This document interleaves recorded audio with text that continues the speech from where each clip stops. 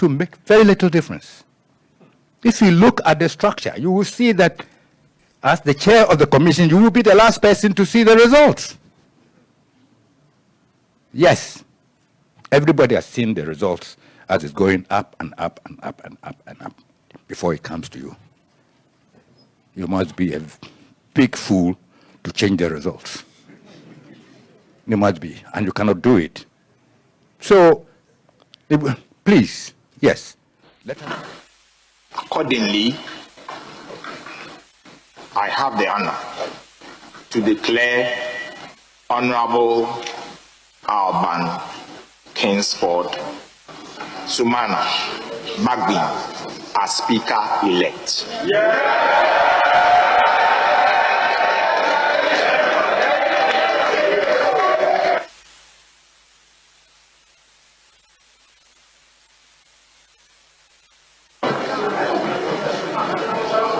May I now request the sponsors of the Speaker-elect to conduct him into the chamber. Mr. Speaker,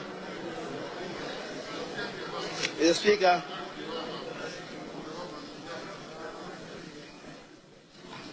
with respect, now that you have been elected as Speaker and indeed been sworn in, the Deputy Speakers must be elected from amongst members of Parliament, in that case, who have been sworn in by you. So accordingly, I will propose to you respectfully that you do swear us in order for us to be able to elect from amongst ourselves persons to take the positions of first and second deputy speakers. The Speaker, I accordingly submit. I'm quoting the very language of that communication from the clerk, who then was doubling up as the chairman for the occasion in the absence of the Speaker. So he said, accordingly, that is ensuing from that consultation, I am holding the Honorable Bagbin to take the chair as the Speaker of this House. So it was not predicated on any numbers, but that was part of the consensus that we had attained. Don't forget, in the election of the deputy speakers, usually the party that wins the speakership would also submit another person for the deputy speakership. If we had won, maybe we would have put up Osei-Usu as the, if I were going to put up Osei-Usu as the first deputy speaker, and they would maybe take the second deputy speaker. It turned out that by the consensus that we had to engage in, the speaker was going to come from the NDC stock. He was a former member, but he's from the NDC stock. So then we insisted that in that case, the first and second deputy speakers should come from within the caucus of the MPP. One from mainstream MPP and the other one from the independent member. Ultimately, after some initial haggling on that, we agreed. Accordingly, I have the honor to declare Honorable Alban Kingsford Sumana Bagbin as Speaker-elect.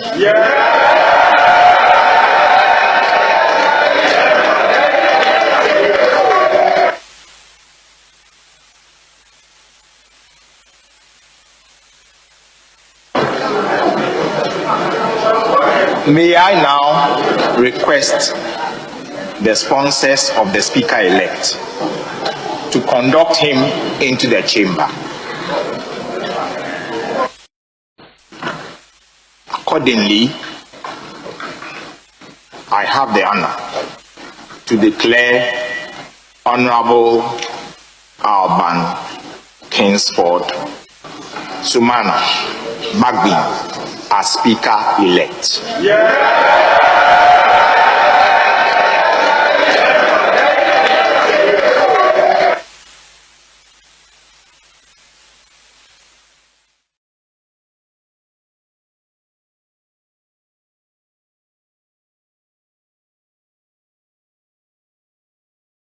If you want to, in a sense, eliminate corruption in a society, and we all want to eliminate corruption in a society, the most effective way to do it is to make sure you don't punish people at the bottom, you punish people at the top. I'll tell you one story. In the 1960s, when Singapore was a very poor country then, our per capita income was 500. A government minister was invited by a businessman to go on holiday, just on holiday, no bribe. He and his family went on holiday with the businessman. He came back, he was arrested, charged, went to jail. After that, no more corruption. Because it's a very powerful signal that is sent when you go after someone at the top. So Singapore's experience, and it's actually quite remarkable how you have almost zero corruption in Singapore, is because we decided that the example must come from the top. I hold the view that Charles Edugboahin, by this conduct, has demonstrated lack of capacity and fiduciary responsibility to lead the finance of our country. Let me tell you, as we speak to you, we know Ken is not well, and we wish him well, but he's not well. Tactically, Charles Edugboahin has been upgraded to the position of a Minister of State for a reason, to provide the needed backstopping to the Finance Minister. And therefore, we are actually looking at somebody who could become the de facto Finance Minister of the state. And this is how he has started. So now when he becomes the Minister of State and Ken relinquishes his responsibilities to this man, can you now tell the next move and how we are going to suffer it? So I am calling on my colleagues, first on the appointment committee and the plenary, if they so recommend to us, to reject Charles Edugboahin in entirety, because he is a very big danger to the finances of our country by this very conduct. And we cannot be looking at these numbers. How can we just be borrowing without end? And yet, we cannot demonstrate what we have used the money for. 200 billion. Does that sound like Ghana? 200 billion, and we can't demonstrate what we have used this money for? And our children are still doing double track?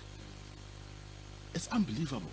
Do you have that confidence in Parliament as an institution, particularly with your colleagues on the minority side, that you will do what you need to do to attempt to pull brakes on Charles Edugboahin, or other committee?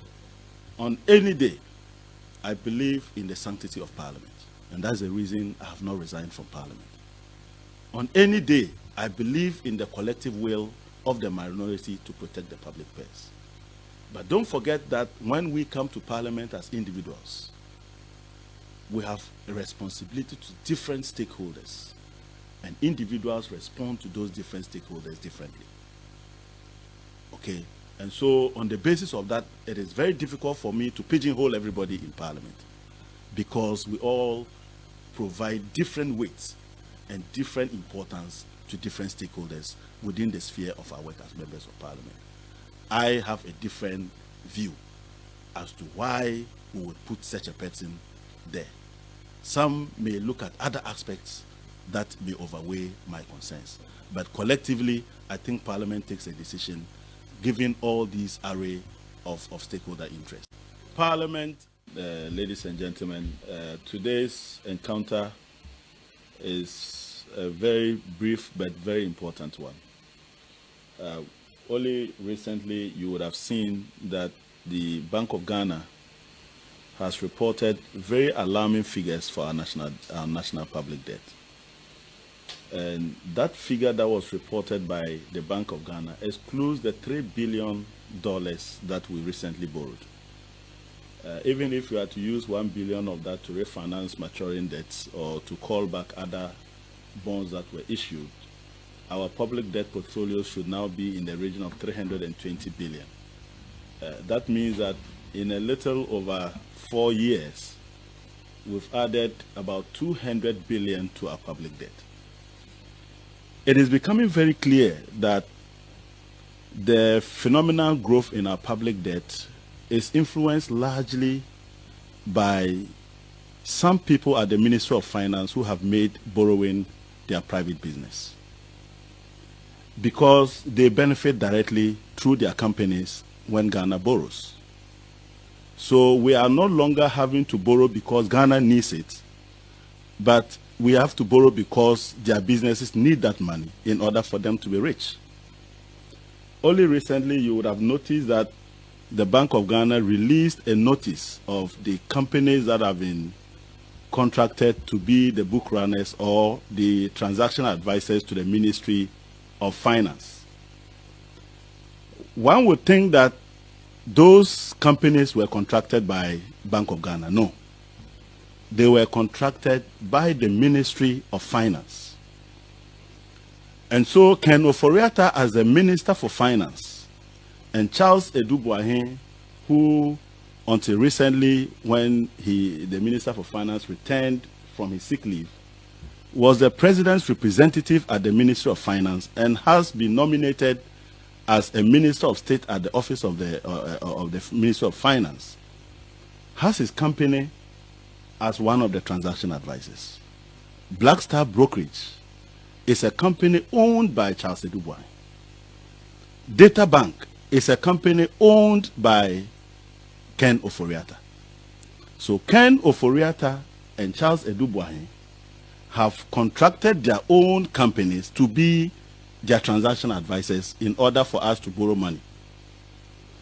What it technically means is that they have also determined how much they will pay themselves, because the Ministry of Finance fixes the rate at which these entities are paid. I have never seen anywhere in the world where people can treat a country with such impunity, that you take your own company, contract your own company, make him your transaction advisor, determine how much you pay yourself at the expense of everybody else. And let me give you a few numbers. If you take the last couple of years, 4 years, our public debt grew by an addition of about 200 billion. That 200 billion, we also refinanced close to 70 billion of the loan of the loan portfolio that the NDC left in 2016. That's 70 billion Ghana cedis out of the 120 billion was refinanced. That means in total, government borrowing program over the last 4 years additionally has been almost 270 billion. Granted that this 270 billion Ghana cedis, about 10 billion of that is in short-term treasury bills, which are not bonds that these companies would have to book run. And granted that a further 10 billion is from other loans from development partners like World Bank, Africa Development Bank, and the rest. You still have a healthy 250 billion Ghana cedis that Ken Ofori-Atta's company and other book runners have had to assist Ghana to borrow. They are paid 0.35% per value. That gives you 875 million Ghana cedis in fees that Data Bank and the rest have had to share from the people of Ghana. This year, government's total gross financing requirement is about 60 billion Ghana cedis. Again, you can offset about 10 billion of that for other financing arrangement and treasury bills in the gross financing arrangement. And you have another almost close to 50 billion that will be borrowed by Ken Ofori-Atta and his company and Charles Edou-Boahen and his company. In all, we expect a payment of 210 million Ghana cedis in fees and charges to be shared by these book runners. I hope you are seeing the picture I'm painting. These are very, very huge numbers. So the reason we are borrowing 60 billion, 70 billion, 280 billion is not because Ghana needs it. It's because some people need the money. Ken Ofori-Atta and Charles Edou-Boahen need that money through the fees they get from their companies. I am calling on them as a matter of conscience to withdraw those companies immediately. And for Charles Edou-Boahen who is due for vetting tomorrow to do the honorable thing and withdraw Black Star brokerage before tomorrow. I want to assure them that this particular activity, I will not relent on it. I'm going to the extent of petitioning the IMF, the World Bank. I will petition the international investor community, and I will petition Scratch to look into this. I will make their issuance of bonds a murky business in 2021. Because we cannot be suffering from the challenges that we have. Children just return from school after only 39 days in school to come and spend 3 months at home because we just don't have money to make facilities available for them to learn together. As we speak today, basic schools have had to run one of the most ridiculous programs. A semester that we all know to be about 16 weeks, even by adults, is now being run from January to June by little children. And the worst of it is that these children, after 6 months in classroom, are going home without writing exams because government can't even pay for paper to print questions for them to write. This is the challenge we have in our country. And you have the Minister for Finance and Charles Edubuahin thinking that they must borrow for Ghana whether we need it or not because their companies benefit that. You want to, in a sense, eliminate corruption in a society, and we all want to eliminate corruption in a society. The most effective way to do it is to make sure you don't punish people at the bottom, you punish people at the top. I'll tell you one story. In the 1960s, when Singapore was a very poor country then, our per capita income was 500. A government minister was invited by a businessman to go on holiday. Just on holiday, no bribe. He and his family went on holiday with the businessman. He came back, he was arrested, charged, went to jail. After that, no more corruption. Because it's a very powerful signal that is sent when you go after someone at the top.